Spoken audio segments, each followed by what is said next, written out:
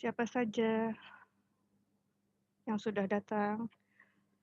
Asik, selamat sore Sudah Pak dengar. Didi Kuartanada, apa kabar? Masih, off kameranya kok Pak, jangan khawatir.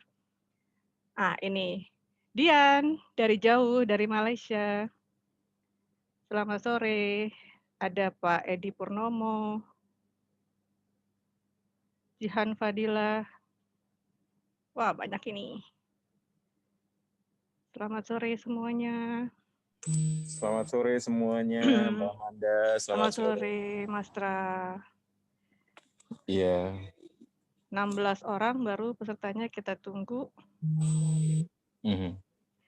Apa kabar ini semuanya sehat-sehat? Hari ini kita jauh-jauh semua, pembicaranya dari Melbourne, ini ada penanya tamu dari Kuala Lumpur. Penanya tamu dari Kuala Lumpur. Iya. Waduh. Waduh. Jauh dong mainnya. SMA-nya dia di Kuala Lumpur. Dari kecil sekolahnya mulai di sana sih. Jadi nanti dia akan bertanya sama Ravando, mengetes sebenarnya kemampuan berbahasa Inggris. Iya, saya langsung grogi. Harus pakai bahasa Melayu dong kalau begitu. Campur-campur deh nanti.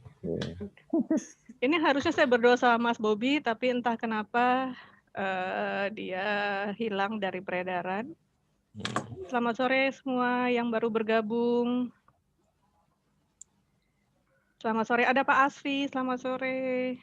Sore Pak Asfi, sore Pak Asfi. Mas Didi juga udah gabung. Mas Didi harus gabung. Mas Didi, Pak Didi harus gabung. Karena sudah dipesan, ada pesanan khusus dari Vando.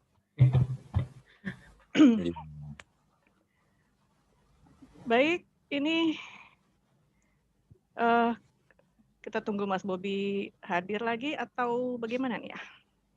Kita mulai saja. Mbak Amanda berani sendirian kan? Bukan sama Mas Tra ya? Oh. saya sambil nggak boleh kan, harus ada pembagian tugas kan jadi. Oh gitu ya, harus jelas ya. Iya, harus jelas. Baik, kita mulai saja kalau gitu, takutnya nanti molor karena 16.30 ini harusnya selesai jam 18 persis, tapi seringkali lewat, takutnya nanti ada yang mau ibadah terganggu. Oke, selamat sore Bapak Ibu sekalian, selamat bertemu lagi kita di acara ngobrol yang keempat. Hari ini teratur udah 4 kali ya, setiap 2 minggu itu nggak berasa kita mengadakan acara ngobrol. Acara ini diselenggarakan oleh komunitas penulis dan editor penerbit buku Kompas dan tentunya didukung oleh penerbit buku Kompas sendiri. Jadi kita punya grup isinya penulis dan editor yang karya-karyanya ada di penerbit buku Kompas. Ini seharusnya Mas Bobby yang menjelaskan mengenai ini, tapi karena beliaunya belum bergabung, saya rangkap saja. Oh, itu dia, Mas Bobby. Selamat sore. Halo, selamat sore Mbak Amanda, selamat sore teman-teman semua. Sore Mas Bobby. Mas Trah, mohon maaf Mas, cari-cari sinyalnya perlu dicari-cari. Mas Bobby, tadi saya sudah jelaskan sedikit mengenai komunitas kita. Mas Bobby mau kasih tambahan nggak tuh? Mbak. Ada sulit lagi. Setuju aja. Setuju aja, oke. Mungkin Mas Bobby mau jelasin soal ngobrolnya barangkali. Apakah ngobrol itu Mas Bobby? Oh, baik. Ngobrol adalah salah satu acara kita sebagai pengganti dari acara Kamisan yang dulu kami adakan untuk komunitas penulis penerbit buku Kompas. Nah, di masa pandemi ini kita ubah menjadi acara ngobrol, di mana kita coba mau menggali bagaimana proses kreatif teman-teman penulis penerbit buku Kompas dalam berkarya. Nah, karena kami pikir bahwa acara ini sayang kalau hanya untuk kita-kita anggota komunitas, maka kita buka untuk seluruh jagat. Siapapun yang berminat mau menulis, bisa menggali inspirasi. Waktu lalu kita mulai dengan Pak Marsikal Purnawirawan Cepi TNI Hakim. Cepi Hakim, kemudian Margareta Astaman, kemudian Pak Asfi, dan kali ini dengan Ravando Lee, jauh-jauh dari Melbourne. Wah, gila. Silakan Mbak Amanda lanjut itu aja. Ya, terima kasih Mas Bobi. Jadi pandemi tidak menghalangi kita untuk tetap ketemu, cuman ya caranya aja yang perlu diubah. Tapi bagusnya jadi kan dari jauh-jauh sekarang bisa join juga gitu kan. Betul. Avando dari jauh, Dion juga dari jauh, dan mungkin ada yang lagi juga yang dari jauh. Pak Cepi Hakim katanya ada. Oh ya, selamat sore Pak Cepi. Wah, Selamat Pak Cepi ini, datang.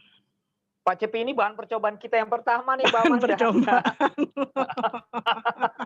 Mohon maaf Pak Cepi, kita coba-coba Pak Cepi. Ada Ya. Mas Nino juga. Selamat sore Mas Nino. Selamat sore Mas Nino. Iya. Oke.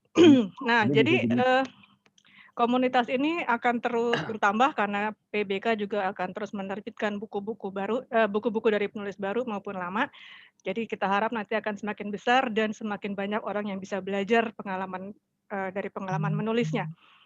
Sebelum kita lanjut, boleh nggak saya tahu asal peserta hari ini dari mana saja? Mas Denal, tolong dikeluarkan pollingnya. Tolong diisi teman ngobrol sekalian. Ada di manakah, tinggal di manakah teman-teman saat ini? Di manakah Anda? Ini ada beberapa pilihan, DKI, Banten, Jawa Barat, Jawa Tengah, Jogja, Jawa Timur, luar Pulau Jawa, dan luar Indonesia. Planet nggak ada ya Mbak ya? Belum. Belum ya. Itu kemarin sudah diprotes kan sama Romokus, gara-gara Jogja nggak masuk, jadi sekarang kita masukin. Oh iya. Takutnya Romokus hilaf lagi. Romokusnya nggak ada, udah dimasukin Romokusnya nggak ada. Tega bener Romo. Oke, sembari menunggu pollingnya, ini di minimize aja ya dulu ya.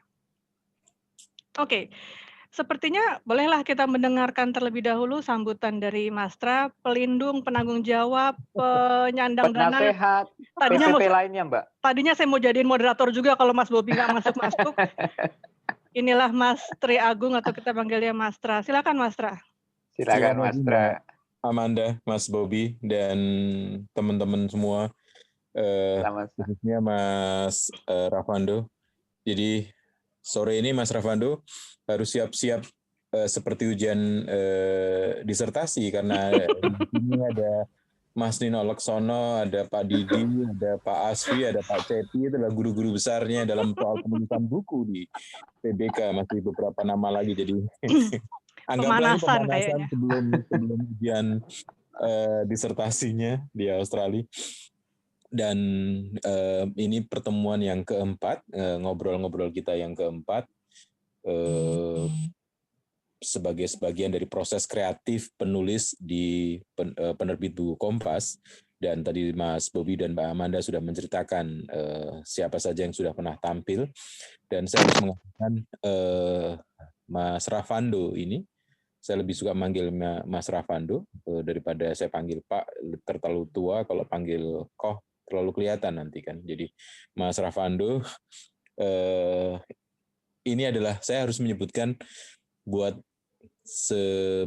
sebagian atau mungkin kalangan penulis buku di Indonesia, ini adalah idola baru Ravando ini. Harus diakui ya Mbak Amanda, begitu kan? Betul Pak, setuju. Kalau dalam dunia musik jazz kita punya Ardhito Pramono, di dunia musik pop kita punya Mawar De Jong, di dalam dunia penulisan kreatif buku khususnya kita punya Ravando Lee, dan sehingga ada beban berat di situ Mas Ravando tentu saja. Berat banget Mas rasanya. Dan ada harapan, ada kekaguman, ada ya keinginan untuk kemudian Mas Ravando juga bisa berbagi pengalaman, karena dari 2 buku yang saya pegang yang terbitkan oleh penerbit buku Kompas, ini yang 90 tahun mengabdi 1929-2019, Tiong Ha Lisia, Yayasan Rumah Sakit Panti Nirmala, ini, dan satu lagi Perang Melawan Influenza, ini juga, dan Mas Rafando nampaknya menggeluti dunia penulisan bidang kesehatan. Saya mengenal ada satu lagi seorang penulis buku bidang kesehatan yang juga lumayan baik dan masih muda seperti Mas Rafando juga, namanya Kennedy, perempuan, Kennedy Dillon. Jadi suatu saat mungkin juga Kennedy, saya sih bisa berharap untuk kemudian juga bisa menulis buku untuk penerbit buku Kompas, dan kita memberikan peluang kesempatan kepada banyak penulis baru maupun penulis-penulis lama untuk bekerja sama dengan penerbit buku Kompas untuk melahirkan buku-bukunya, proses kreatifnya di Kompas, dan harapannya itu semakin membuat masyarakat kita semakin terbiasa membaca, dan pada gilirannya tentu saja membeli buku. Dan harus diakui sampai hari ini penulis buku belum bisa sepenuhnya menjadi sandaran kehidupan, kecuali Mas Bobi tentu saja. Tapi kita berharap. Untungnya lagi putus sinyalnya dia. Ya, lagi putus sinyalnya. Saya tahu pas putus, jadi saya rasani gitu. Jadi kita berharap makin banyak penulis-penulis muda, selain juga penulis-penulis senior untuk melahirkan buku-buku ini. Dan saya percaya Mas Rafando, idola baru dalam penulisan buku, akan bisa memberikan sugesti, saya nyebutnya malah sugesti, untuk semua orang kemudian menulis, banyak orang lagi untuk menulis buku-buku dalam berbagai bidang, dan saling melengkapi dan saling memperkaya pengetahuan masyarakat kita. Dan saya percaya kalau masyarakat makin cerdas, masyarakat makin pintar, maka harusnya kesejahteraan juga semakin mewujud. Terima kasih Mbak Amanda, terima kasih Mas Rafando, terima kasih Mas Bobi, terima kasih untuk semua teman-teman yang sudah hadir, dan selamat ngobrol untuk melahirkan proses kreatif dan melahirkan buku pada nantinya. Terima kasih, selamat sore. Terima kasih Mas Tra. Terima kasih Mas Tra. Oke. Saya tuh tadi dengerin sambutannya Mas Ra tuh khawatirnya satu, Rafando takut pulang aja itu. Ternyata bebannya berat banget gitu di sini udah di. Pura-pura putus koneksi. Kayak saya dong. Gak ada alasan Fando di sana. Ya, baik. Selanjutnya mungkin kita kenalan dulu dengan, kita sembari proses mengisi pollingnya masih terus berlanjut. Mungkin kita kenalan dulu dengan melihat video profilnya Fando. Bisa dibantu Mas Denal? Mas Denal, action.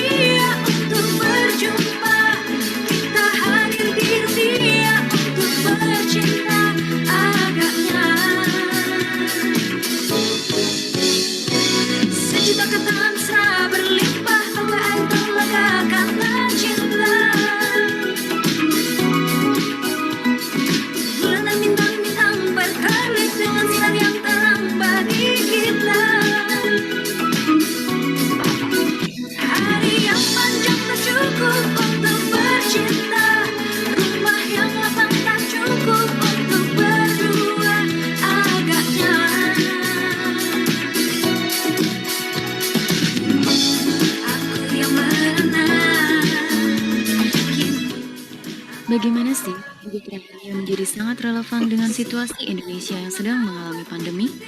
Lalu bagaimana proses kreatifnya dalam menuangkan sejarah agar kontekstual dengan situasi sekarang? Yuk kita ikuti ngobrol proses kreatif penulis penerbit buku Kompas dengan Ravandoli kali ini. Ya, terima kasih Mas Denal untuk tampilannya. Wow. Terima kasih Mas Bobby untuk membuatkan video yang luar biasa. Ya bukan videonya loh, orangnya yang luar biasa. Saya dengan satu teman yang cuman ini kan ngetik-ngetik doang gitu. Masuk merendah Mas Bobby ini. Ya sesuai tinggi badan lah. Kalau harus merendah itu sesuai tinggi badan, Mbak. Oke, nah Vando ini baru aja bukunya keluar. Mas Bobby ada nggak bukunya, tolong ditampilin dong di aku nggak? Oh ada Mbak. Judulnya Perang Melawan Influenza. Oh, Mastra sudah pamer duluan. Nah, itu Mastra duluan ya udah.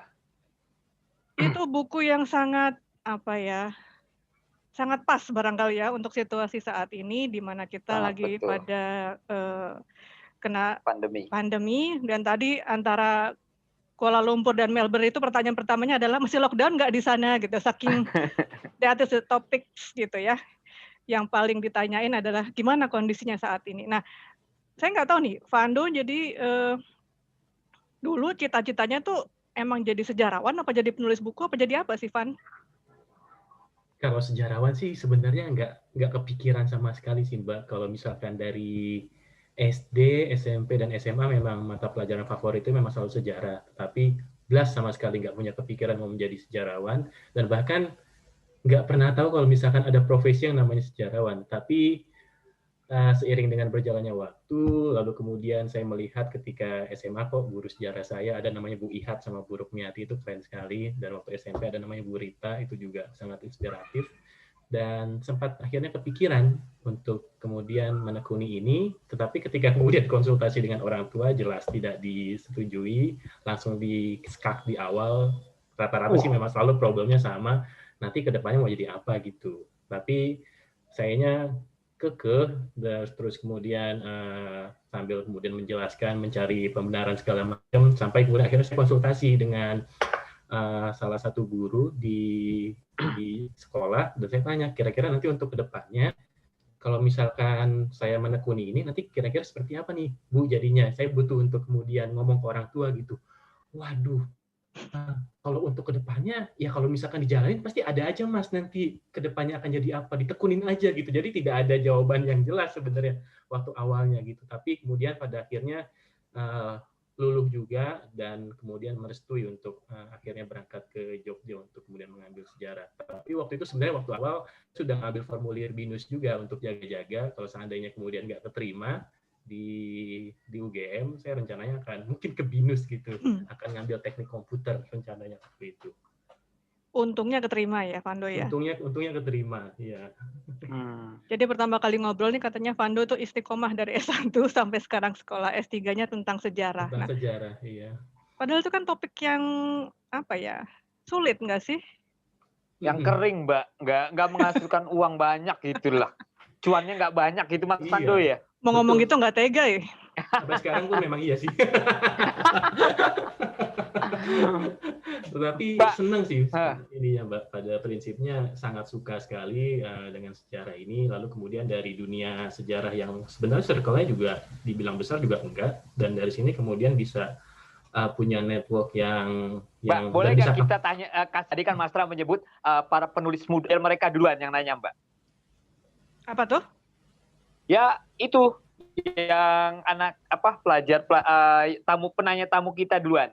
Oh iya sebentar. Kita berikan kesempatan untuk yang muda dulu kali ya, yang dari jauh juga. Dari jauh juga. Oke, Dion, please.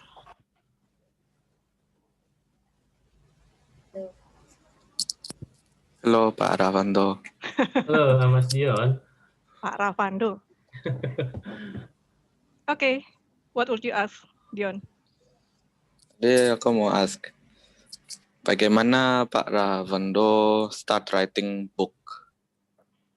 Okay, so should I answer in Bahasa or in English? Which one do you prefer?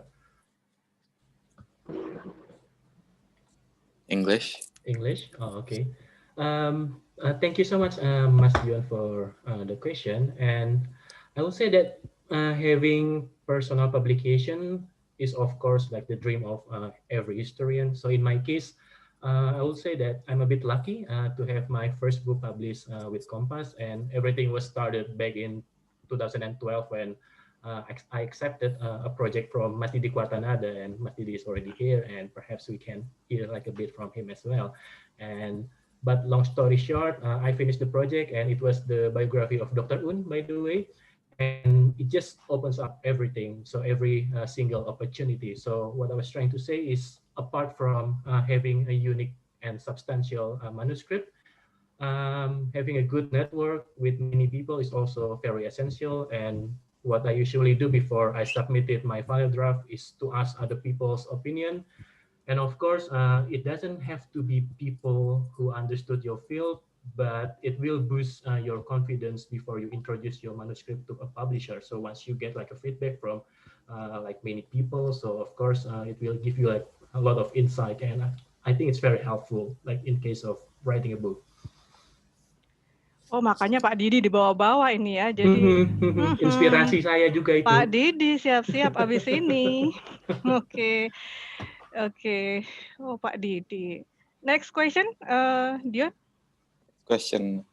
How did you get Kompas as publisher for the book that you wrote, Pak Ravando? So hopefully I already answer like a bit of it, like in my previous answer, but then it was probably because of the uniqueness of Dr. Un itself, like the person who I wrote about.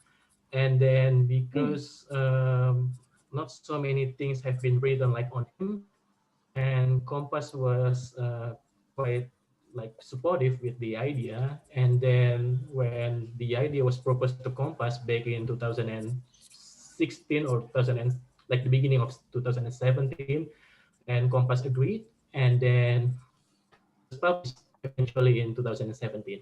So I was like quite lucky as well, like to have my first book published by Kompas, because as I mentioned before, it just opened like everything with my second book and also my third book. Ya, jadi waktu minggu lalu kalau nggak salah ya, Mas Tra itu kan pernah bilang bahwa atau malah pertemuan ngobrol yang pertama ya, bahwa memang yang dicari adalah naskah-naskah yang menarik gitu ya, dan Dr. Un adalah salah satu yang punya cerita gitu ya, yang ceritanya menarik untuk dibukukan, sehingga kemudian Kompas tertarik untuk PBK maksud saya tertarik untuk menerbitkan yang tadinya proyeknya Ravando itu. Maka kata Ravando dari tadi lucky gitu kan, wah kalau bukan itu mungkin lain ceritanya ya Vando gitu ya. Sebenarnya awal mulanya itu tawaran dari Mas Didi. Jadi yang punya proyek itu sebenarnya Konimax dan Rumah Sakit Dr. Un yang di Solo itu. Jadi mereka punya banyak terbitan, tapi rata-rata hanya buku terbitan tahunan, dan kira-kira kalau misalkan mereka punya ide untuk menerbitkan buku, kira-kira seperti apa gitu.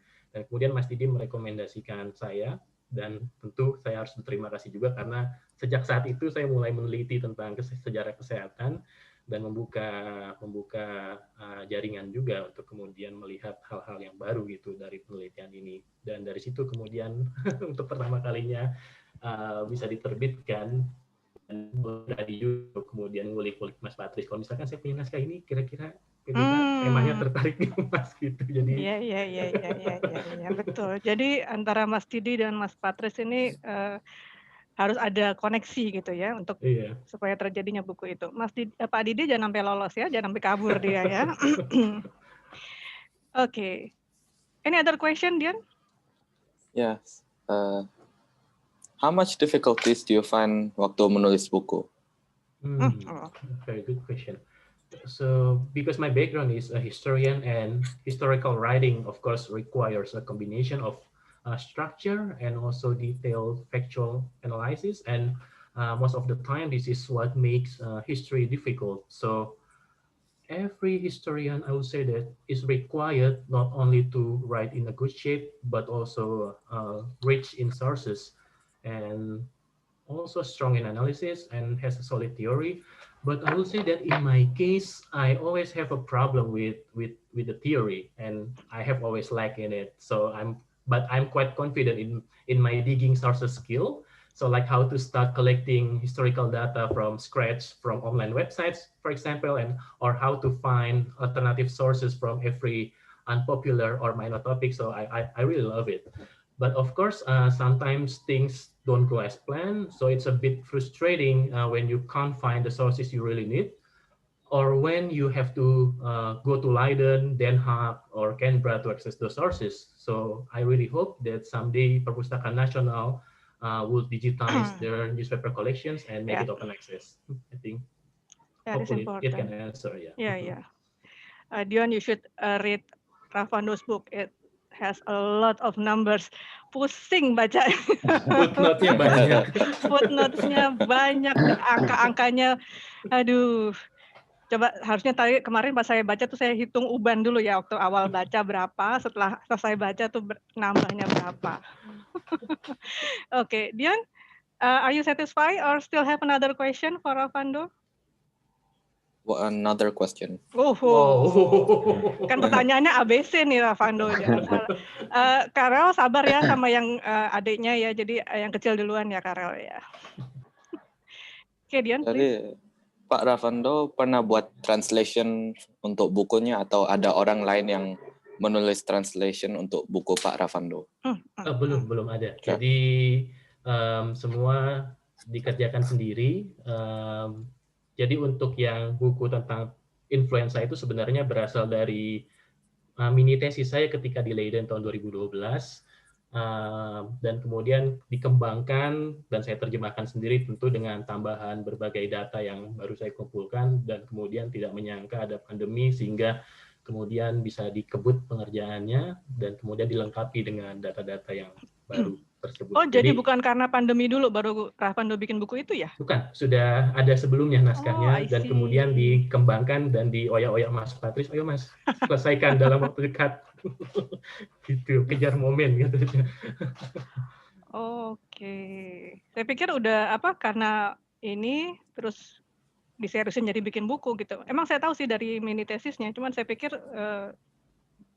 mulai pandemi dulu baru. Mini tesisnya sih cuma sekelumit, jadi belum dalam, jadi kemudian dilengkapi lagi dengan tambahan banyak data baru dari surat kabar dan hasilnya seperti yang sekarang ini. Jadi mohon maaf juga kalau misalkan masih banyak bolongnya karena 6 bulan ya Mbak. Jadi ngebut mengerjakannya. Gitu Dion. Gimana? Do you have any question? Other question? Yeah, last question. Last question, oke. Puas-puasin nih dari Malaysia nanya ke Australia. So, any tips you would give for like any aspiring writer? Any aspiring writers? Like you mean my inspiration or? Like what tips will you give? Because like I'm 15, but like I'm trying to improve my writing a bit. Yeah. So I think like the more you read, the more you will understand like the pattern of every authors that you aspire, and then I think sepertinya sih itu sih Mbak yang paling penting. Jadi semakin banyak membaca, terutama dari tokoh-tokoh atau dari penulis yang Dion mungkin sangat kagumi, mungkin akan kelihatan patternnya seperti apa dan insight-nya seperti apa yang kemudian bisa menginspirasi.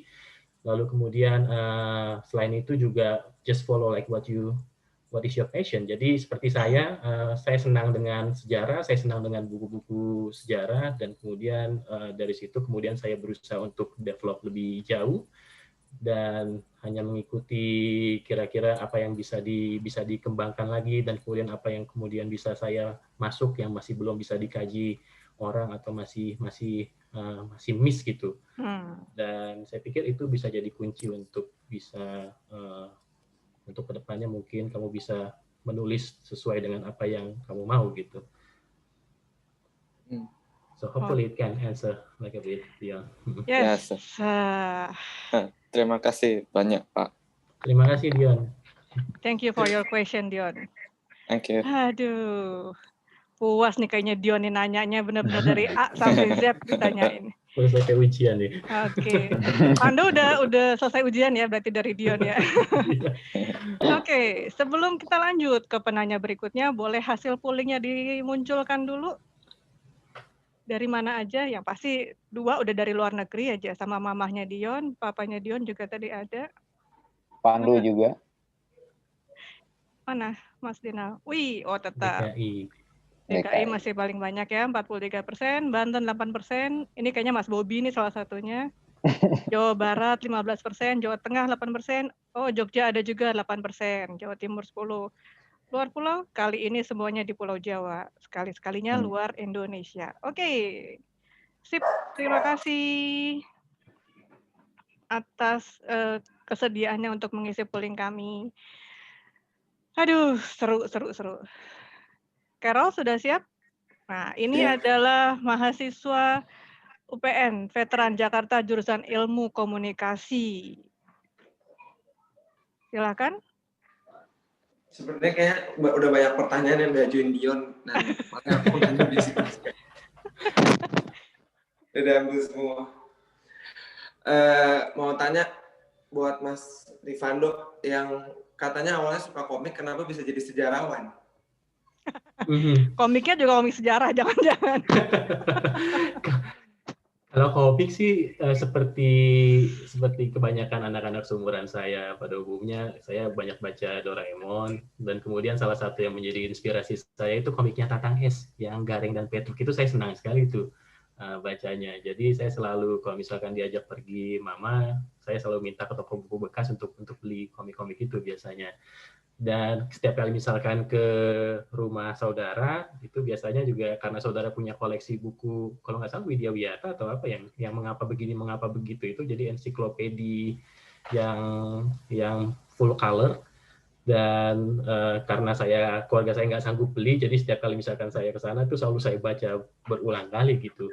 Dan lagi-lagi ya itu, jadi dari kegemaran membaca ini ditambah juga dengan guru-guru yang menurut saya juga sangat luar biasa inspiratif dalam mengajar. Jadi sedikit out of the box sih memang cara mengajar guru-guru saya, karena kan saya masih menggunakan kurikulum 94, kurikulumnya Orde Baru kan masih. Tapi rata-rata guru di SMA saya itu, terutama untuk guru sejarahnya, itu nggak banyak mengacu kepada buku teks. Jadi karena sangat kaya sekali sumber bacaannya, jadi selalu kemudian punya insight-insight yang kemudian kok ini nggak ada ya di buku-buku teks yang kita pelajari. Jadi itu yang kemudian kayak membuat mind blowing, dan pada akhirnya wow, mungkin kalau untuk kedepannya akan menarik nih kalau misalkan menekuni sejarah. Tapi meskipun waktu itu kalau di sekolah sistemnya masih hafalan ya, dan saya agak kaget juga ketika masuk ke jurusan, loh kok ternyata apa yang saya bayangkan sebelumnya tentang jurusan sejarah itu nggak seperti itu gitu.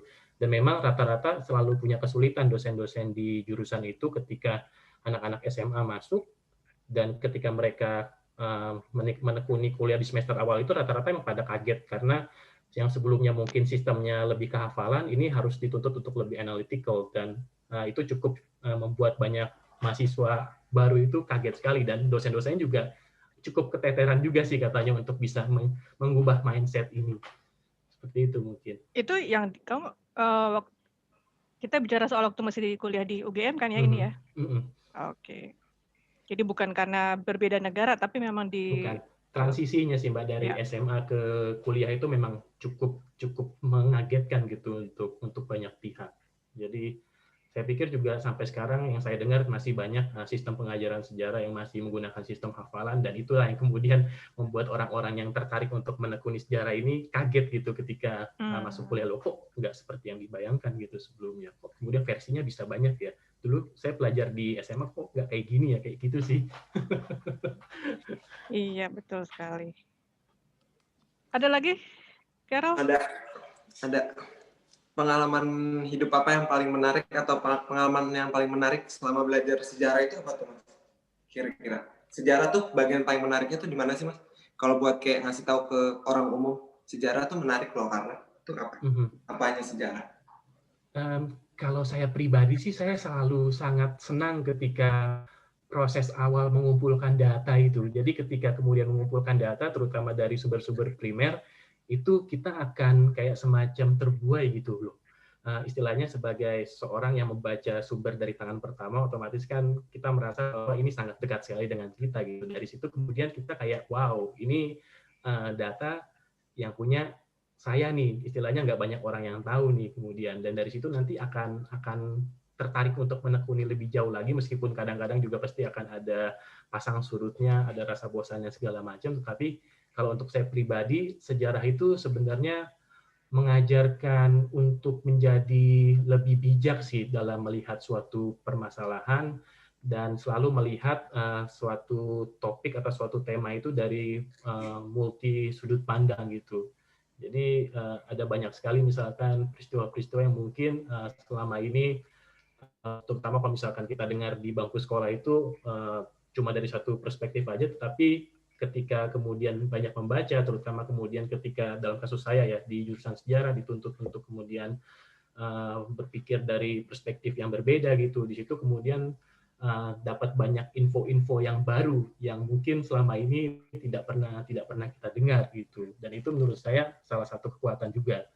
Sumber sih menurut saya itu salah satu proses yang paling menarik di dalam menulis suatu sejarah. Jadi mengumpulkannya dan bagaimana menganalisisnya. Oke.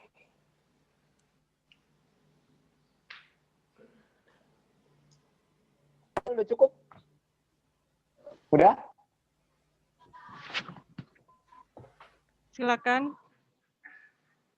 Halo? Ada lagi? Satu lagi. Masih ada lagi. Monggo, Mas.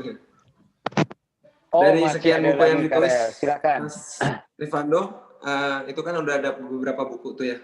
Buku apa yang paling menarik pada saat proses penulisannya? Dan kenapa buku itu Mas anggap menarik proses penulisannya gitu? Dari beberapa buku yang udah ditulis. Untuk buku saya pribadi berarti Mas ya. Kalau saya pribadi sih, saya sebenarnya kalau untuk pembuka jalannya memang buku Dr. Un itu. Tetapi kalau misalkan untuk proses penulisan di mana saya benar-benar into itu, yang benar-benar istilahnya sangat total sekali, meskipun yang lain sih juga lumayan berdarah-darah juga sih. Tapi buku terakhir itu yang menurut saya prosesnya paling menarik. Jadi di samping momennya yang juga kemudian pas, lalu kemudian proses pengumpulan sumbernya juga menurut saya itu juga sangat unik gitu, karena itu pandemi istilahnya tahun 1918, pandemi besar, pandemi flu Spanyol, jutaan orang mati, tapi kok ketika mengakses sumber-sumber dari sumber kolonial kok tidak banyak info ya, dan sempat kemudian agak skeptis juga sebenarnya dengan tema ini, tetapi ketika kemudian melihat sumber-sumber dari surat kabar, wow, itu sangat melimpah ruah sekali. Jadi ada banyak sekali misalkan kemiripan-kemiripan dengan sekarang, mulai dari berita hoax, lalu kemudian polanya juga berulang. Jadi mungkin itu sih buku terakhir itu yang cukup monumental menurut saya. Karena tebalnya juga paling menarik lipat ya, dibandingkan buku paling monumental. Gimana, Carol? Oke, udah cukup puas. Cukup. Terima kasih, Mas. Ujian kedua lolos. Terima kasih, Mas. Mas Bobi, silakan. Masih putus-putus? Baiklah, saya lagi. Oke, saya buka Q&A. Kita lihat di sini dari Fahmi Fikri. Izin bertanya, Mas Fando, perkenalkan saya Fahmi dari Cirebon. Apakah untuk menulis buku sejarah harus memiliki background di bidang sejarah? Apakah perlu kuliah di jurusan sejarah? Kemudian berikutnya, bagaimana tanggapan Mas Fando mengenai novel sejarah? Apakah dengan dijadikan novel, esensi sejarah tersebut bisa hilang karena novel sendiri ada tambahan cerita fiktif?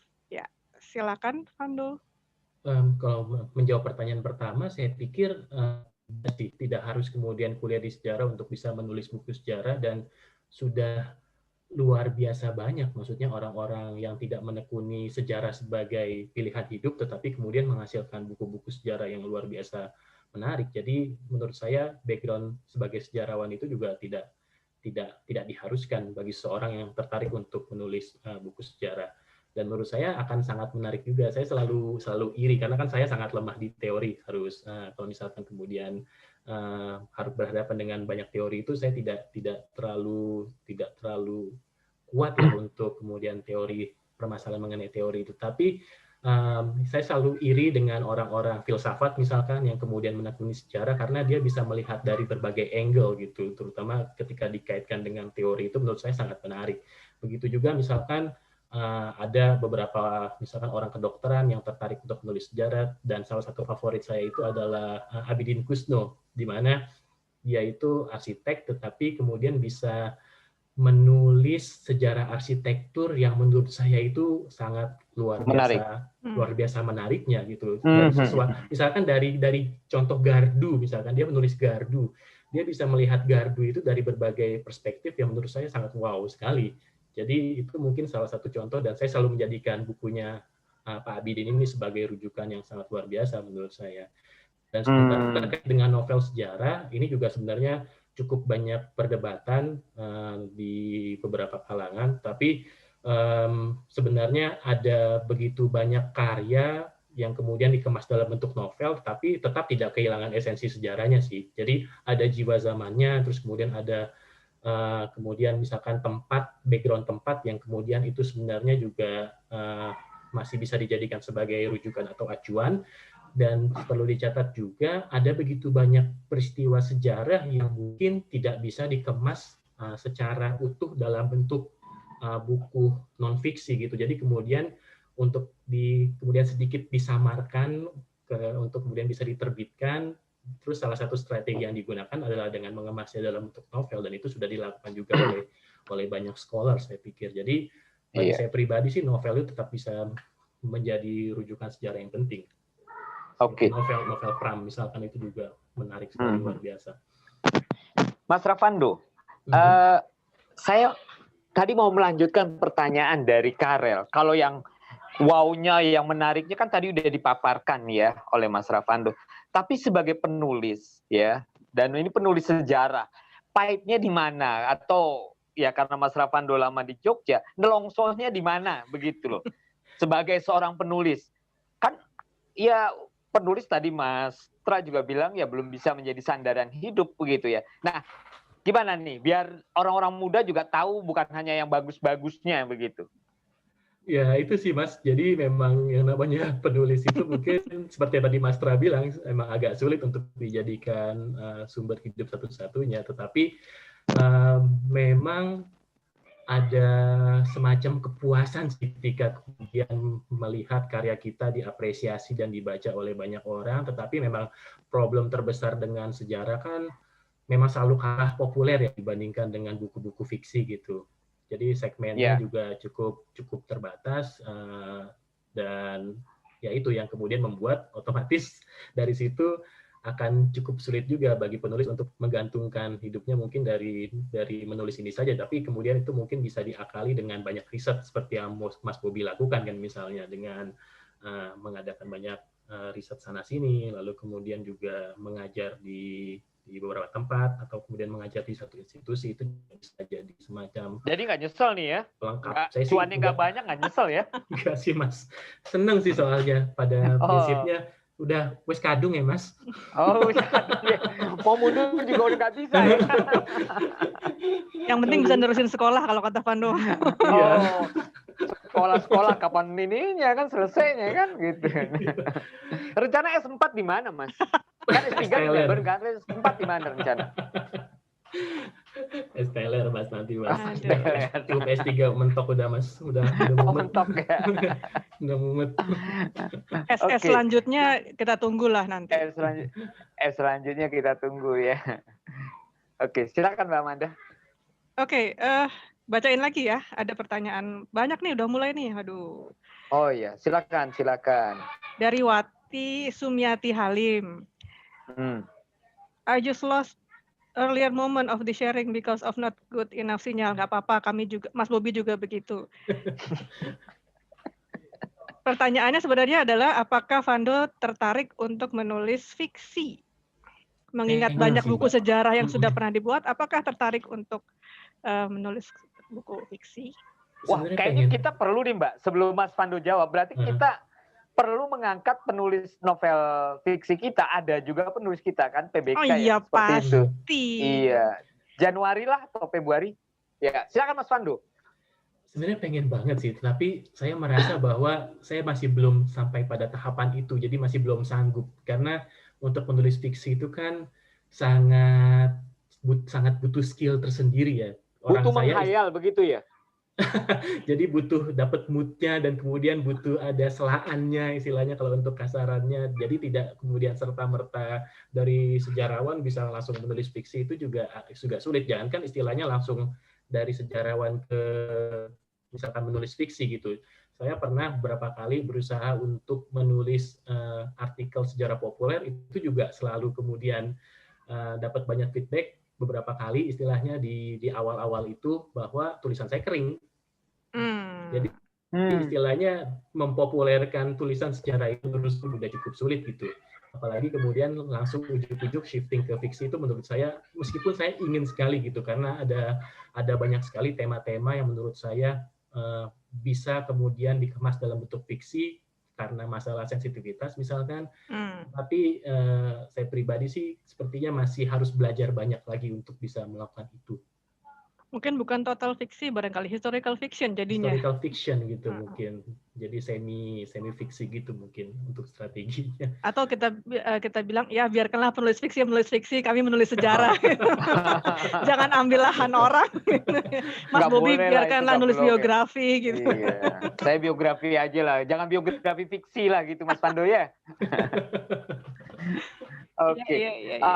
Mas Pando, siapa penulis ataupun sejarawan atau orang yang memberikan inspirasi kepada Anda di dalam proses perjalanan hidup ini? Oke. Jangan disebut Pak Didi lagi, kita panggil bukan Pak Didi sekarang. Udah ada, Mbak? Udah dong. Sudah masuk. Sebenarnya sih kalau tadi di pendidikan dasar saya sudah menyebutkan beberapa guru. Yang bisa jadi pemicu atau pemantik lah untuk saya menekuni sejarah. Tetapi kalau misalkan di tingkat universitas itu sebenarnya dosen-dosen kan mereka punya spesifikasinya sendiri-sendiri. Ada yang menekuni sejarah kota, ada yang menekuni sejarah ekonomi. Jadi sebenarnya dari situ saya belajar luar biasa banyak juga dari paparan-paparan mereka.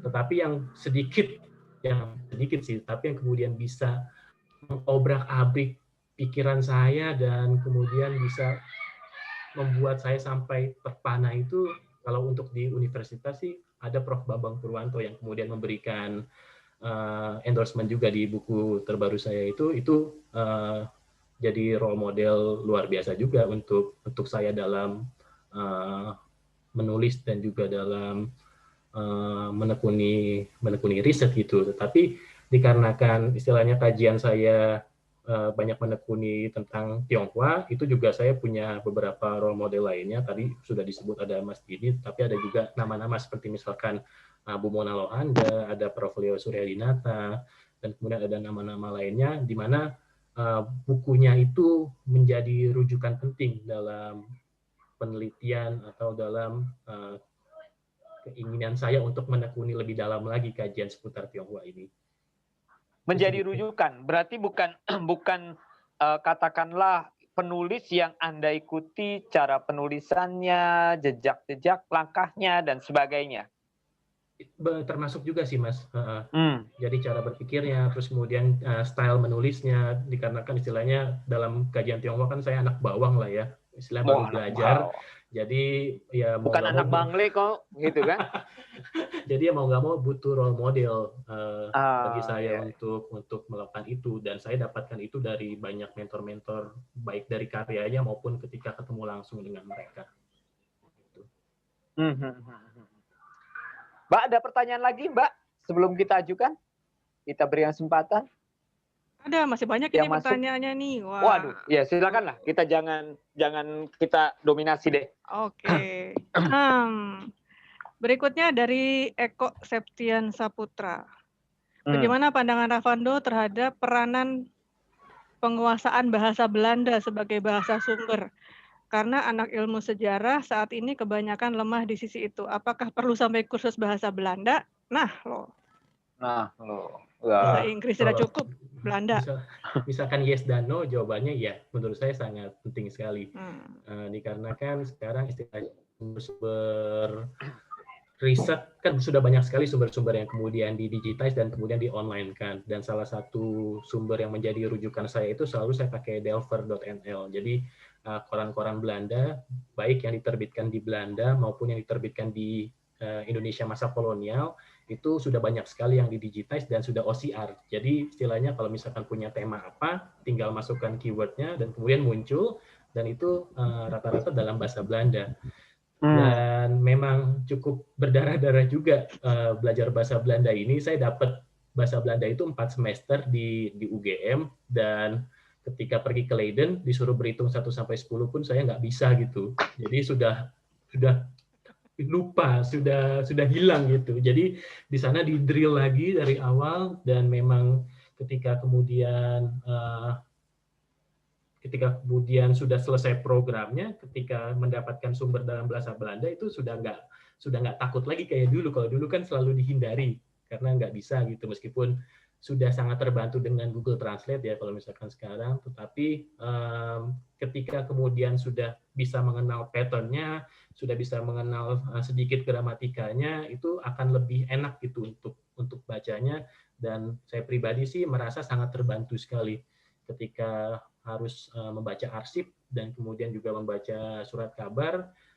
Karena perbandingan itu menurut saya sangat penting. Jadi misalkan sumber Belanda berbicara apa, terus kemudian saya bandingkan dengan sumber Indonesia, mungkin ada perspektif yang berbeda, ada sudut pandang yang mungkin beragam, dan itu bisa saling melengkapi satu sama lain menurut saya. Ya, tapi Fando sendiri sempat belajar khusus bahasa Belanda atau karena memang mau kuliah ke sana jadi sudah kursus? Itu di program saya memang selama 3 bulan pertama itu memang di drill hanya belajar bahasa Belanda saja, dan kemudian setelah lulus itu tetap belajar bahasa Belanda meskipun jamnya dikurangi, dikombin dengan mata-mata kuliah yang lain, tetapi itu selama 2 tahun terus-terusan belajar bahasa Jadi Belanda. bukan belajar waktu di Indonesia, bukan ya? Belajar 4 semester di UGM, tetapi nggak mudah, Mbak. Oh, gitu. Oke, terjawab sudah, nggak mudah. Jadi nggak cukup ya ngandalin Google Translate begitu ya, Mas Fando ya? Karena beda, Mas. Karena kan ada grammar yang mungkin kalau di plug gitu aja akan berubah gitu. Jadi kalau misalkan ngerti gramatikanya, at least itu akan sedikit lebih gampang gitu untuk bisa kalimatnya itu apa gitu. Iya, betul. Oke. Dion, I hope you are following this conversation. Yes. Oke. Harus dipastikan dulu nih, kasihan jauh-jauh dia nggak ngerti. Am I speaking too fast, Dion? No, I understand everything. Oke. Baik. Satu lagi nih sebelum kita colek-colek Pak Didi, kita silakan, Mbak. Satu pertanyaan lagi dari Lee Hyun Jung. Kalau nggak salah baca, maaf kalau salah. Apakah sejarah itu berulang? Ada pendapat lain yang mengatakan bahwa sejarah itu tidak berulang. Masya Allah. Gimana Fando? Menurut Fando? Kalau bagi saya pribadi sebenarnya tidak ada sesuatu yang baru di bawah matahari. Jadi sejarah itu memang kerap berulang, tetapi mungkin dengan pattern yang berbeda. Salah satu contoh menarik kan sebenarnya bisa dilihat dari kasus pandemi yang sekarang, di mana orang kemudian selalu mengaitkan dengan kemunculan pandemi-pandemi sebelumnya. Misalkan yang selalu ditarik itu adalah fenomena 100 tahun sekali misalkan, di mana tahun 1920 mereka bilang ada Spanish flu, meskipun itu datanya sebenarnya juga kurang akurat karena kan terjadinya pada tahun 1918. Tahun 2020 ada COVID, tetapi orang mungkin lupa bahwa di tengah-tengah itu sebenarnya kemunculan pandemi itu ada cukup banyak, mulai dari MERS, SARS, Asian flu, Hong Kong flu, dan lain sebagainya. Dan sebenarnya kalau melihat polanya pun tidak ada yang berbeda gitu. Misalkan terkait dengan penggunaan masker, ternyata 100 tahun silam di zaman Spanyol itu sudah pakai. Dan bagaimana pola penanganannya, dan bagaimana respons kliniknya, dan bahkan yang menarik, saya baru tahu bahwa ternyata penggunaan kecap yang dicampur jeruk nipis itu ternyata sudah ada dari 100 tahun silam. Saya baca di koran, gitu. Untuk mengobati obat batuk itu, wah ternyata sudah ada zaman itu. Soalnya saya waktu kecil suka dipakein itu kalau batuk sama mama. Ini sebenarnya tidak ada yang baru sih menurut saya. Kutipannya penting banget tuh, tidak ada yang baru di bawah matahari. Gimana tadi? Betul ya, begitu ya? Iya, there's nothing new under the sun sih, tidak ada yang baru di bawah matahari. Kaitan dengan ini Mas Pandu, ya saya mau menyambung dari penanya yang terakhir. Sejarah itu kan adalah bagaimana peristiwa masa lalu yang sudah terjadi. Lalu menurut saya Anda ini kebetulan seperti dapat durian runtuh ya dengan buku durian ini ya. Buku durian jadi buku influenza ini kan. Di mana kita sekarang ini mengalami masa pandemi dengan adanya COVID-19 dan sebagainya. Nah, tetapi bagaimana sih memberikan konteks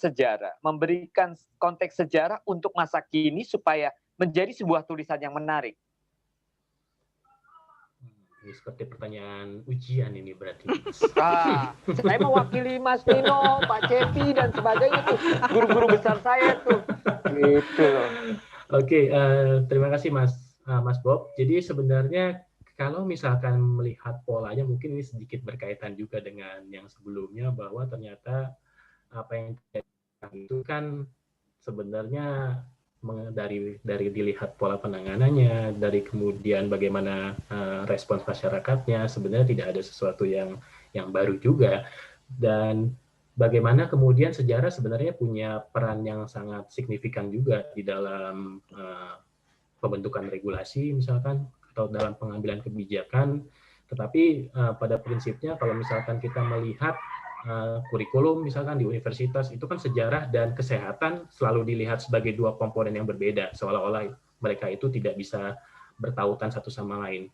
Padahal kalau misalkan kemudian saya pernah beberapa kali melihat kurikulum dokter-dokter di zaman kolonial itu menarik sekali. Jadi ada bagaimana persinggungan berbagai bidang ilmu di sana yang menurut saya kalau saya ngobrol dengan beberapa teman di kedokteran ternyata sudah tidak diterapkan lagi. Jadi sebenarnya ada banyak hal yang begitu kontekstual, dan bagaimana misalkan pengambilan kebijakan dan penerapan suatu regulasi itu sebenarnya sejarah itu bisa dijadikan sebagai rujukan yang sangat penting. Jadi diharapkan melalui cara itu kegagapan penanganan pandemi itu sebenarnya bisa dihindari, karena banyak orang yang bilang ya memang tidak ada negara yang siap dalam menanggulangi COVID, karena kan pandemi yang istilahnya baru, dan kemudian banyak yang kaget juga pada awalnya. Tetapi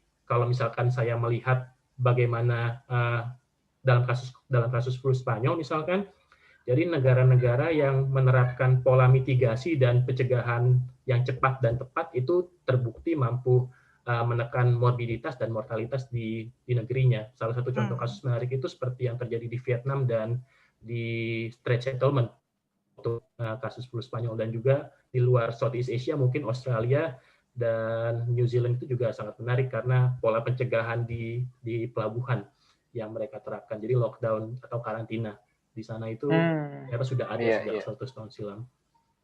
Artinya sebenarnya penentu kebijakan kita tuh harus baca bukunya Mas Ravando ya. Banget. Mengulang sejarah gitu ya.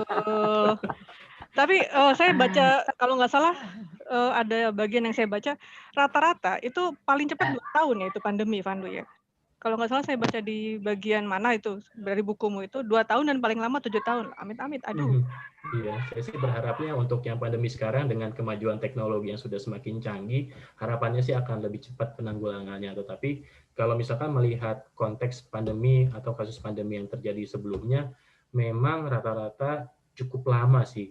Untuk pandemi influenza aja itu pernah sampai sekitar 7-8 tahun.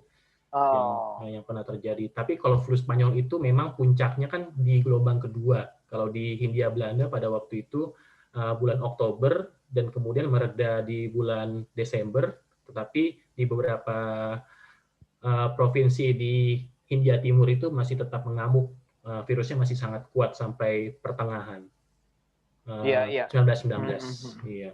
Jadi masih harus koleksi masker kita ini ya. Betul.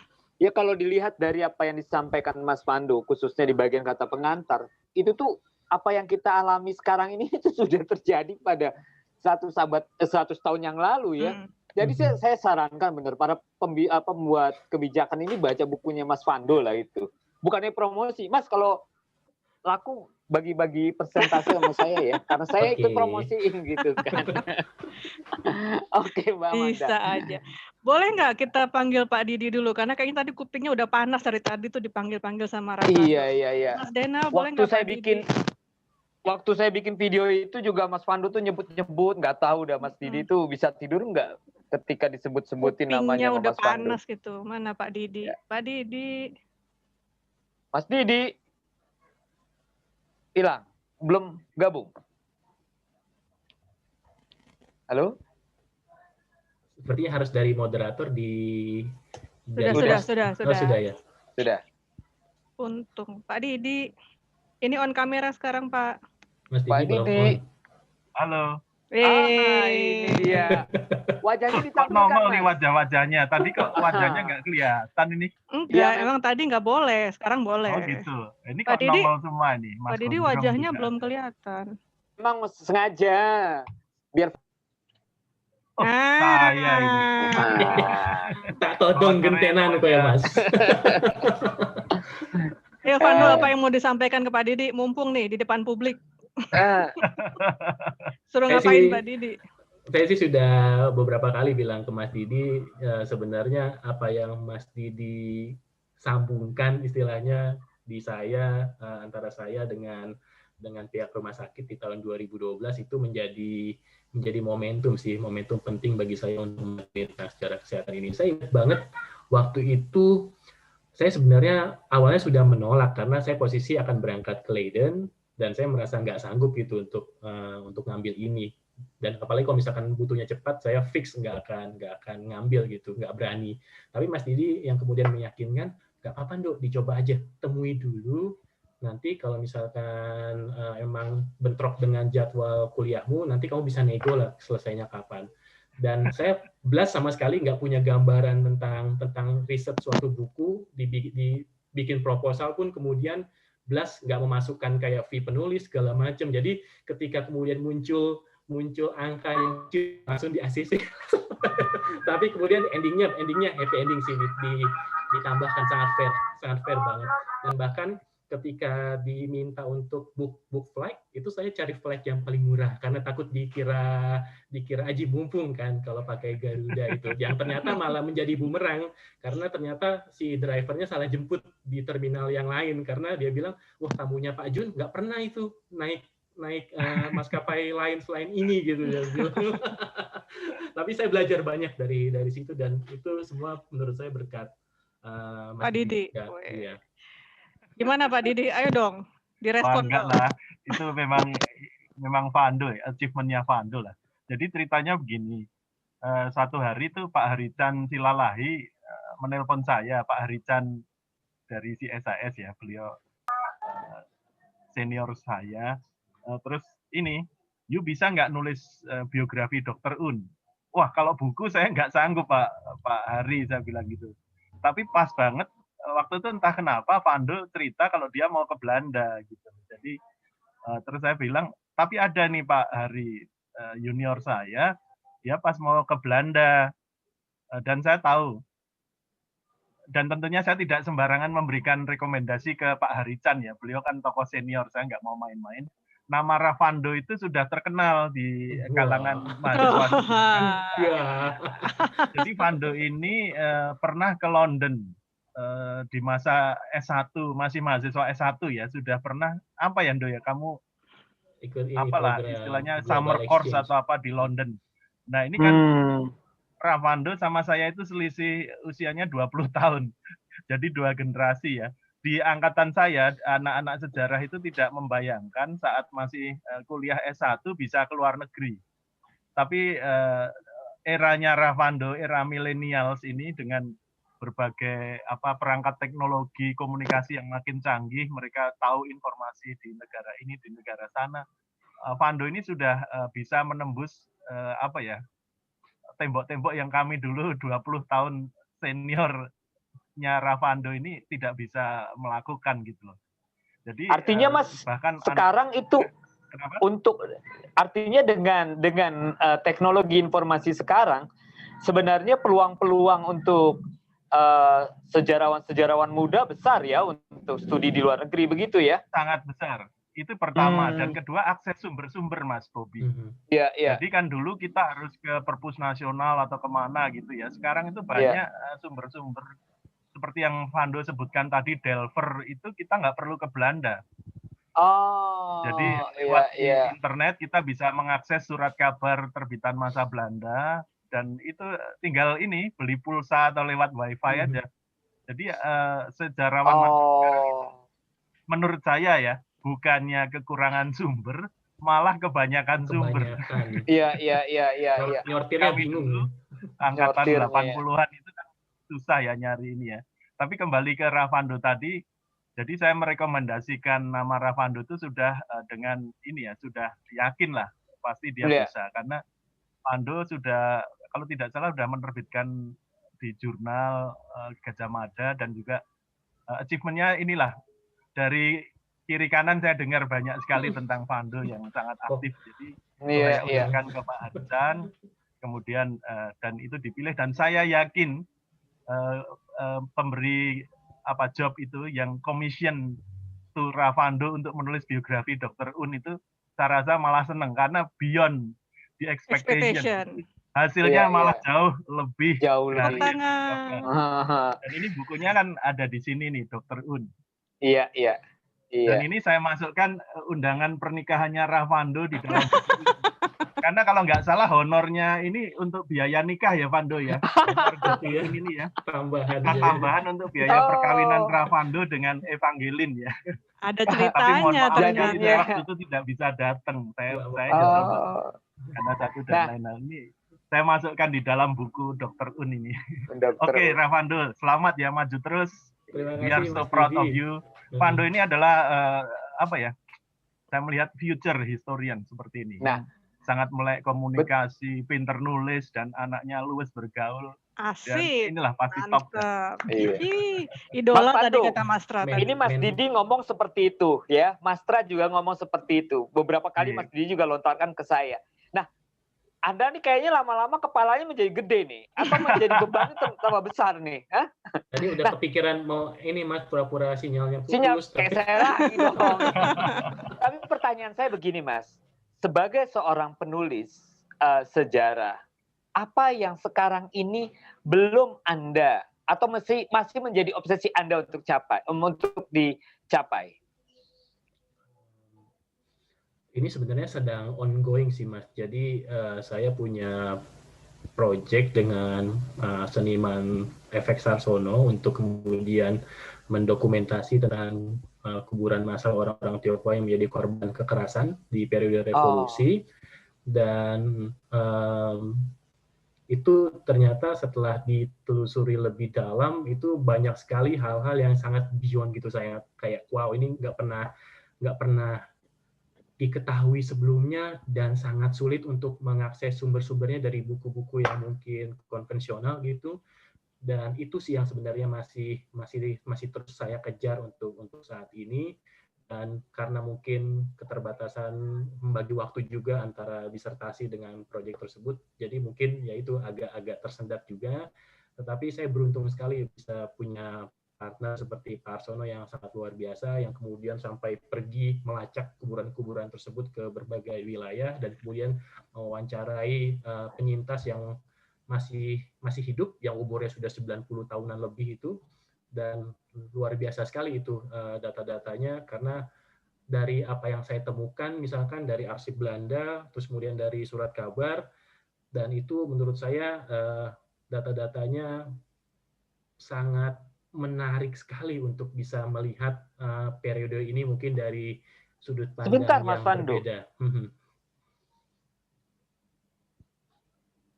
Anda mengatakan kerjasama dengan Mas FX Harsono? Iya. Iya. Kok kaget Mas? Harsono ini kan bukan seorang penulis. Dia kan bukan seorang penulis kan? Saya kaget ini. Dia kan seorang seniman, begitu kan? Dan seniman instalasi lah boleh dikatakan kan. Seniman besar kita juga. Nah, bagaimana Anda bisa berkolaborasi dengan Mas Harsono? Apakah nanti menjadi sebuah karya yang bukan hanya sekedar buku, tetapi menjadi sebuah seni instalasi?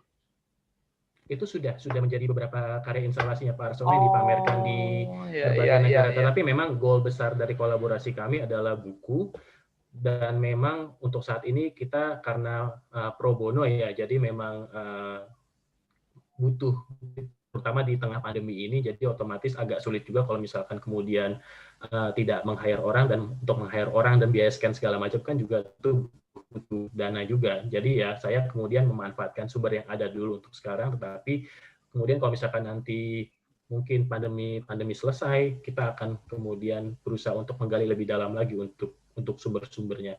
Dan itu memang cukup mengejutkan gitu, karena sebenarnya awal mulanya itu ketika saya magang di KITLV di Belanda, lalu kemudian dikenalkan oleh salah satu proyek koordinator saya dengan Pak Arsono, dan kemudian karena Pak Arsono namanya sudah sangat terkenal ya, jadi kehormatan luar biasa untuk bisa ngobrol dan sharing itu dengan beliau, dan kemudian ternyata dari sharing itu kita klop, karena kebetulan kan tesis saya itu agak berbeda tuh dengan mini tesis yang sebelumnya. Tesis saya itu membahas tentang kekerasan terhadap orang Tionghoa di Tangerang tahun 46. Sebagai orang yang tinggal di Tangsel, geng Tangsel saya pribadi nggak pernah dengar itu tentang peristiwa itu, sampai kemudian saya melacak sumber-sumbernya yang ada di Leiden, dan ternyata berlimpah luar biasa data-data terkait dengan itu. Dan kemudian dari situlah saya kemudian berkolaborasi, karena ternyata peristiwa Tangerang itu hanya sekelumit gitu dari rentetan peristiwa yang terjadi, peristiwa kekerasan yang terjadi di zaman revolusi. Jadi setelah agresi pertama dan agresi kedua itu muncul lagi berbagai peristiwa kekerasan di berbagai daerah. Termasuk salah satunya yang cukup mengejutkan saya di Yogyakarta, yang sampai sekarang kuburan massalnya itu masih ada di daerah. Tesisnya mau dibukukan lagi tuh. Tesisnya Fando mau dibukukan lagi dong. Mudah-mudahan sih Mbak, sedang proses. Oke. Ya, baik. Ini masih panjang pertanyaannya, tapi sebelum kita ajukan pertanyaan berikut, terima kasih buat Pak Didi. Tadinya saya pikir tuh Pak Didi mau dimintai pertanggungjawaban apa gitu loh, sampai di... Oh, gitu ya. Kata Fando, pokoknya Pak Didi harus masuk. Ternyata disuruh bertanggung jawab. Gak punya utang loh saya. Gak punya utang. Gantian, Mas. Pak Didi, terima kasih banyak ya Pak Didi. Sama-sama Mbak Manda, Mas Bobi, terima kasih. Ya, sama-sama. Okay. Jangan kabur dulu ya Mas, nanti kita reuni habis ini. Gitu. Ya bos, siap bosku. Bosnya. Ini ada satu penanya lagi yang dari jauh loh, ya ampun, dari Jerman, dari Hamburg. Oh, dari Jerman? Apa Mbak? Kayaknya mau angkat tangan, mau dibacain apa ngomong sendiri? Bacain aja kali ya, udah ini. Namanya Bapak Arif Razi, mudah-mudahan benar. 2 soal. Pertama tentang motivasi. Bagaimana memastikan kelangsungan motivasi untuk menyiapkan draft manuskrip? Kedua, penulisan sejarah untuk umum dan akademia adalah satu perkara berbeda. Banyak orang termasuk saya sendiri, maksudnya Pak Arif ini, struggling untuk menulis untuk umum karena telah terbiasa dengan gaya penulisan akademia. Bagaimana kita beralih dari penulisan sejarah untuk akademia ke penulisan untuk umum? Panjang. Gitu, Fando.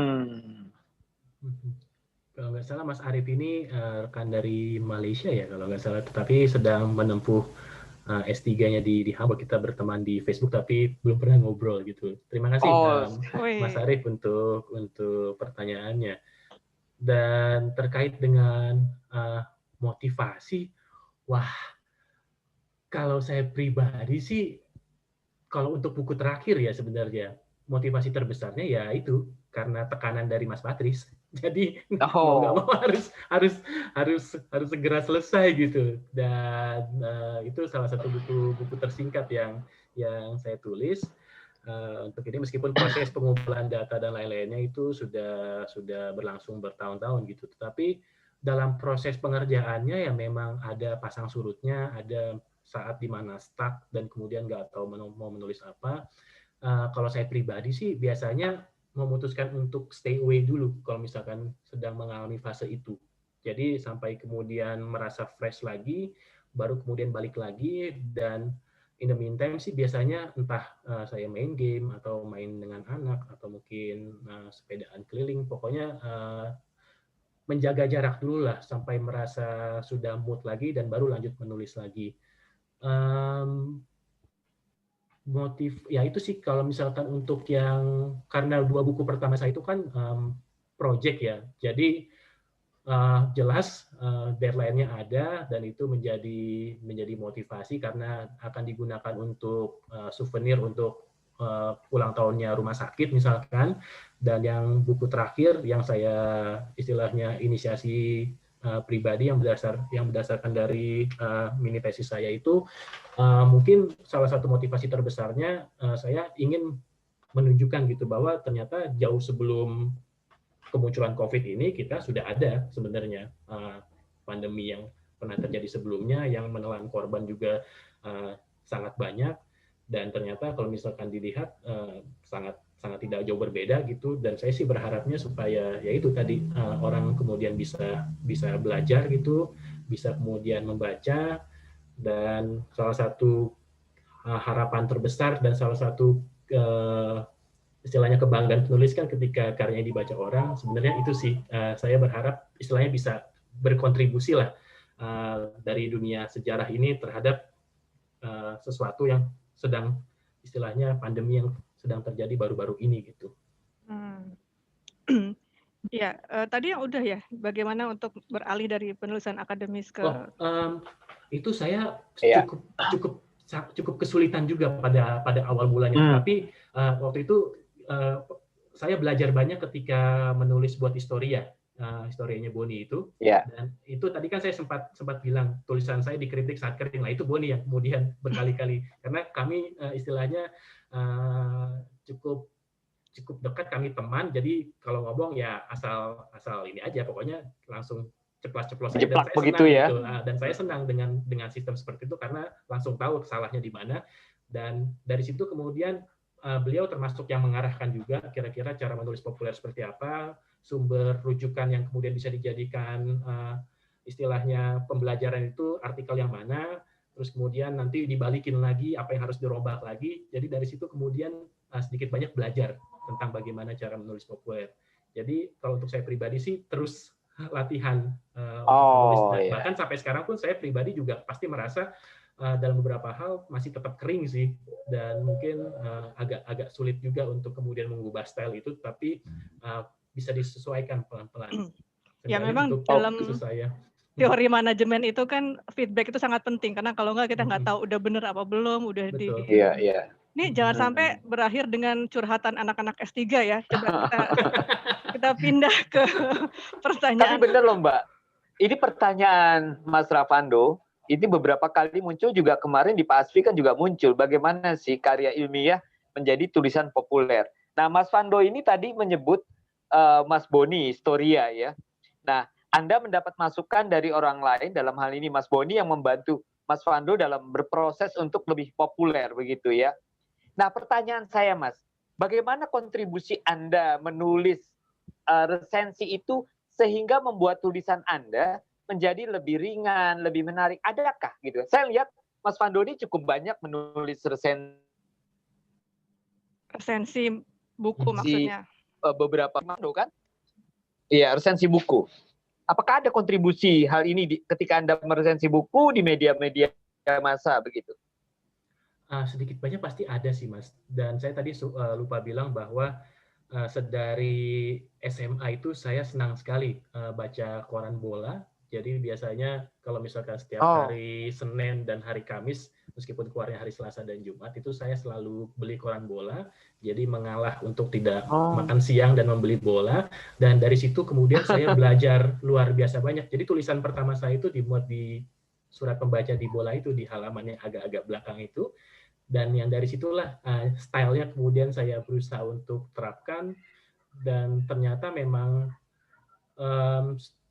sedikit banyak apa yang saya pelajari di kampus itu ya ketika menulis suatu artikel ilmiah atau menulis untuk tugas, ya otomatis balik lagi menjadi dalam tanda kutip seperti yang Woli bilang tadi, menjadi kering lagi.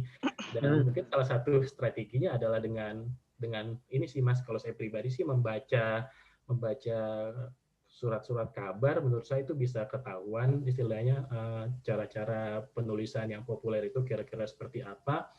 Dan kalau untuk konteks saya, koran bola itu sangat luar biasa membantu, dan sayang sekali sih kalau misalkan sekarang itu sudah tidak ada lagi.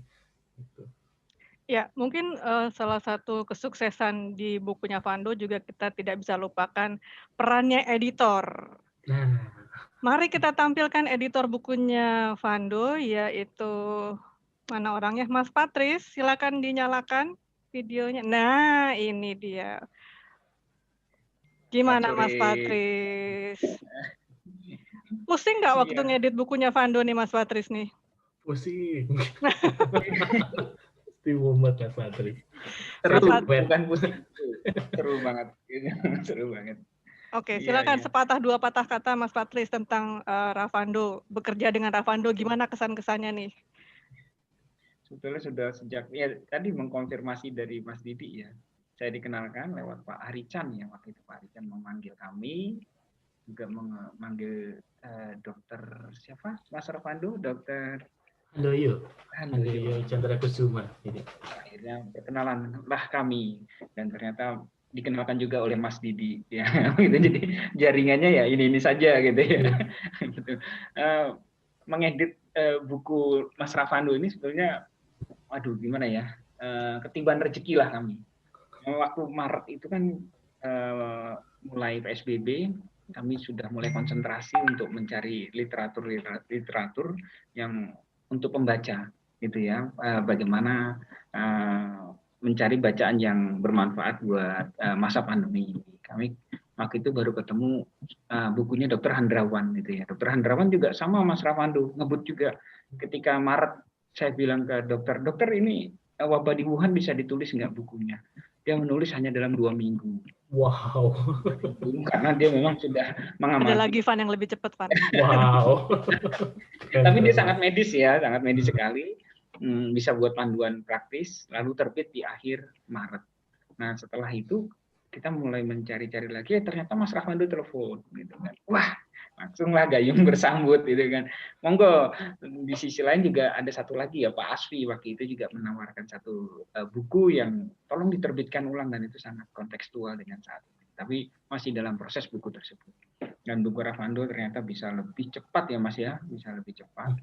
Perdebatannya sangat sengit kita, perdebatan antara penulis dan editor, ya, bagaimana susunan pembabakan, dengan bagaimana apa yang harus diceritakan, itu satu diskursus yang membangun lah gitu, dan sampai akhirnya terbit buku ini. Dan ya saya sebagai editor juga kaget, ternyata jadinya seperti ini, dan ya ini interaksinya sangat kalau saya bilang sangat intens sekali kami gitu kan. Seminggu sekali pasti ngobrol, pasti cerita, pasti berdebat ini masuk apa enggak gitu kan. Dan juga bagusnya Mas Ravando adalah sangat rendah hati gitu kan. Ini bagaimana masukan penerbit itu selalu ditanyakan. Ya kami juga melihat ini dari kacamata kacamata pembaca sebaiknya seperti apa gitu. Selain juga dari kacamata penerbit bagusnya seperti apa. Gitu. Jadi memang sangat sangat memuaskan lah bekerja sama dengan Mas Ravando, dan mudah-mudahan karya ini bisa menjadi bestseller. Sekarang posisi bukunya sudah mulai menipis. Informasi dari Mas Yanto bagian pemasaran. Puji Tuhan. Mudah-mudahan. Alhamdulillah. Makan-makan kita. Oh iya, kalau ada yang mau beli untuk bisa cari di mana Mas Patris? Ya, ini dalam chat sudah disampaikan oleh Mbak Septi ya. Ada di Gerai Kompas, juga saya tambahkan juga ada di Shopee dan juga ada di Tokopedia. Jadi kalau teman-teman searching mudah sekali mencari buku ini. Ada banyak agen yang sudah menjual, dan kami yakin, kami pastikan buku yang dijual agen itu pun buku asli. Nah, satu lagi, ini karena pesertanya jauh-jauh, e-booknya ada nggak nih Mas nih? Ya, nanti kalau ada yang mau pesan dari Malaysia nih gimana tuh? Mamanya Dion udah WhatsApp soalnya. Ya, saya akan pastikan apakah digitalnya sudah ada, karena memang biasanya waktu terbit digitalnya ada jeda dibandingkan waktu fisiknya, tapi nanti kami akan berikan linknya bila sudah ada, begitu. Kami akan mengabari. Jadi dari buku digital tersebut teman-teman yang di luar negeri juga bisa membaca buku Mas Rahmandu. Jadi sekarang posisinya masih buku cetak semua ya Mas ya? Iya, masih buku cetak. Masih buku cetak. Nanti Harusnya kalau sudah ada di akhir bulan ini, tapi nanti saya akan pastikan dulu. Oke, akan dipastikan. Terima kasih Mas Patris. Jangan lama-lama nanti kalau editor suka curhat gitu kan. Terima kasih Mas Patris. Terima kasih Mas Patris. Makasih Mas Patris. Mbak, ya. Waktu kita kayaknya, aduh udah mepet ini Mbak. Udah mepet dan masih ada sejembreng pertanyaan ini. Aduh. Aduh, gimana nih? Bapak Ibu yang tidak sempat ditanyakan, mohon kiranya berkenan memaafkan saya dan Mas Fu. Atau kalau misalnya masih ada pertanyaan, gini aja, tolong ditulis di chat ini, kemudian nanti kita akan coba mewariskan pertanyaan itu kepada Mas Fando dan bisa nanti dijawab di FB-nya komunitas penulis penerbit buku Kompas, ya. Kalau Mas Fando berkenan, kira-kira berkenan nggak Mas? Kalau masih ada pertanyaan pada kesempatan ini, di luar ini udah kita tolak gitu ya. Jangan ngasih kerjaan tambahan ke Fando, ntar dia nggak selesai disertasinya katanya. Iya. Kita salah loh nanti. Hanya di saat ini aja. Gitu. Oke Mbak, ada apa lagi Mbak yang kita perlu sampaikan? Pembicara minggu depan siapa Mbak? 2 minggu lagi siapa Mbak? Nah, sementara kita mau umumkan pembicara minggu depan, Fando ada PR nih, tolong dipilih dong 3 penanya terbaik. Fando yang pilih. Terbaik. Silakan dipikirkan dulu Mas. Di luar Carol sama Dion ya, karena mereka special paket. Edition. Oke. Untuk pertanyaan jadinya kan, untuk narasumber kita 2 minggu lagi. Bisa disampaikan, ditampilkan Mas Denal? Mas Denal. Nah, silakan Mas Bobi. Ini saya panggilnya Oma Tres Emir. Dia bukunya lebih banyak daripada umur saya. Nah, dia ini menulis terbentang dari hulu sampai ke timur. Mulai dari masalah kuliner, rohani, taman, kemudian rohani, biografi, dan sebagainya. Segala macam. Capek kalau saya sebutin. Iya. Ya, bukunya udah lebih dari 50. Mulai dari fiksi dan non-fiksi.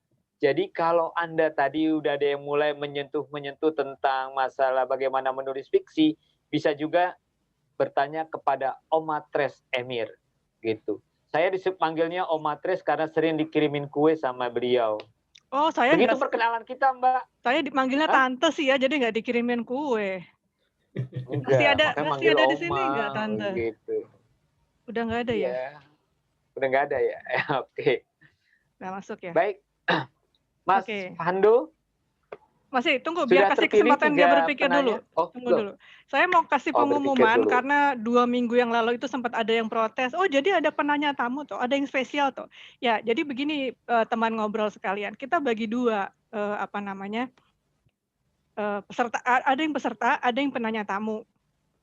Yang peserta itu hanya daftar yang di klik.kompas.id/proses kreatif itu nanti masuk ke Zoom kita, tapi tidak muncul.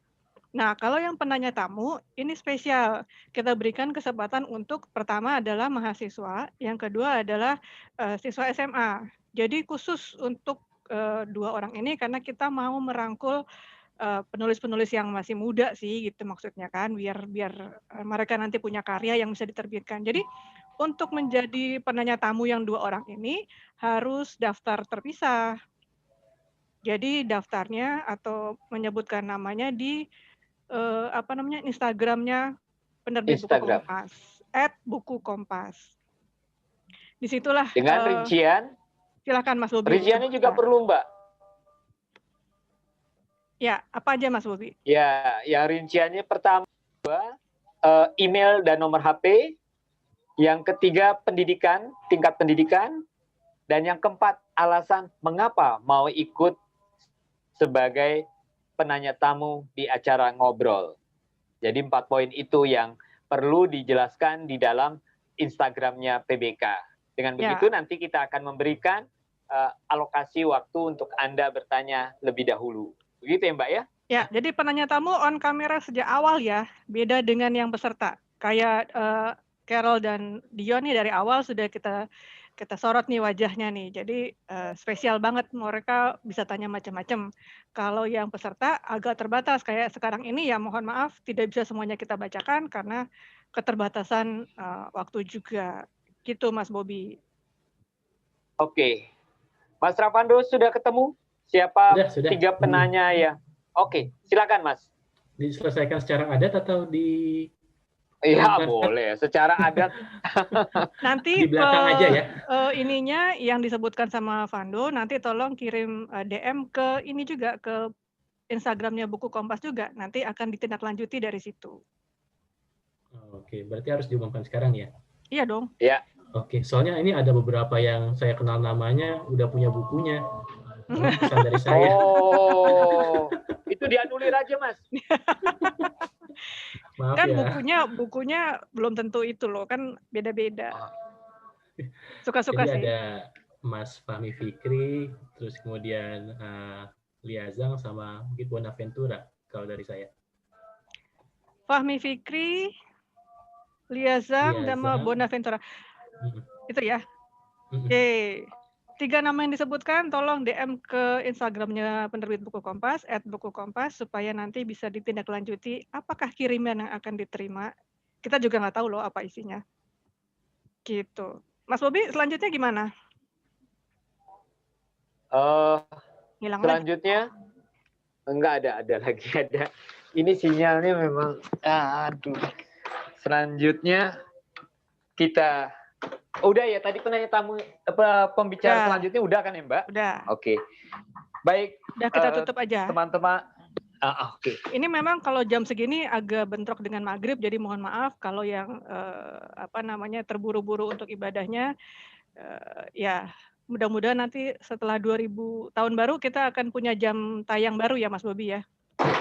Iya, tahun 2021 mulai Januari. Tahun 2021 mulai Januari kita semoga bisa pindah ke jam 2 siang. Kita akan lebih tuh kan putus kan cepat. Udah Mas Bobi, udah saya sampaikan. Ya, jadi demikian Bapak Ibu teman ngobrol sekalian. Dan juga akan lebih punya kesempatan untuk dapatkan jawaban yang juga yang lebih kalah pembicara kalah keren. Keren-keren lah terus PBK-nya Mbak. Keren Mas Bobi. Sinyalnya merah lagi Mas Bobi. Saya ambil alih ya Mas Bobi ya. Mas Patris ya Mbak. Iya. Oke, entar dulu ya Mas Bobi. Sinyalnya putus-putus. Oke, Bapak Ibu, sekali lagi saya mengucapkan terima kasih atas kehadirannya. Halo? Terima kasih untuk PBK, terima kasih untuk Mas Tra, Mas Patris, teman-teman yang sudah sibuk menyiapkan acara hari ini. Terima kasih untuk Vando jauh-jauh dari Melbourne. Terima kasih untuk Dion, semuanya. Carol. Lain waktu kita ketemu lagi. Jangan lupa untuk follow Instagramnya PBK @bukukompas karena semua informasinya ada di situ. Gitu. Baik, sampai di sini dulu. Semoga kita semua dalam keadaan sehat. Sampai ketemu lagi 2 minggu di acara ngobrol kelima. Terima kasih. Selamat malam. Terima kasih. Terima kasih. Terima kasih banyak Mas Ravando. Terima kasih Mas Patris. Mas Pandu, Mas Patris, Dion, Karel, teman-teman semua. Terima kasih banyak. Mas Pandu.